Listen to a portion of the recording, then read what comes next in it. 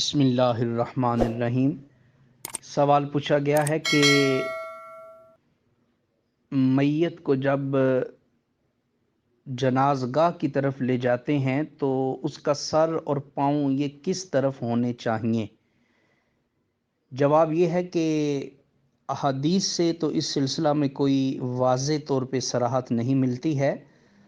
البتہ فقہائے کرام کی نصوص سے یہ بات اور یہ مسئلہ معلوم ہوتا ہے کہ جب میت کو جنازگاہ کی طرف لے جائیں تو میت کا سر آگے کی طرف ہونا چاہیے، یعنی جنازہ گاہ کی طرف ہونا چاہیے، اور اس کے جو پیر ہیں وہ پچھلی طرف ہونے چاہیے۔ تو اگر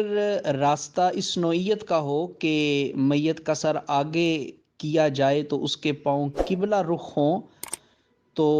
یہاں سوال پیدا ہوتا ہے کہ جب میت کے پاؤں قبلہ کی طرف ہوں گے تو کیا قبلہ کی یہ توہین نہیں ہے؟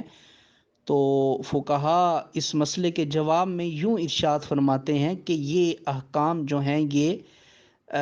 زندہ کے اوپر لاگو ہوتے ہیں، فوت شدہ کے اوپر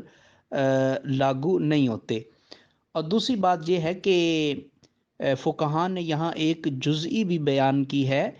کہ مثال کے طور پہ ہر مسلمان کی یہ آرزو ہے کہ اسے خانہ کعبہ کے اندر جا کے نماز پڑھنا نصیب ہو،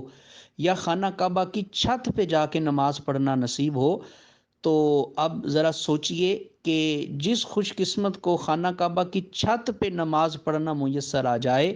تو ظاہر ہے کہ وہ پاؤں نیچے اتار کے تو نہیں جائے گا،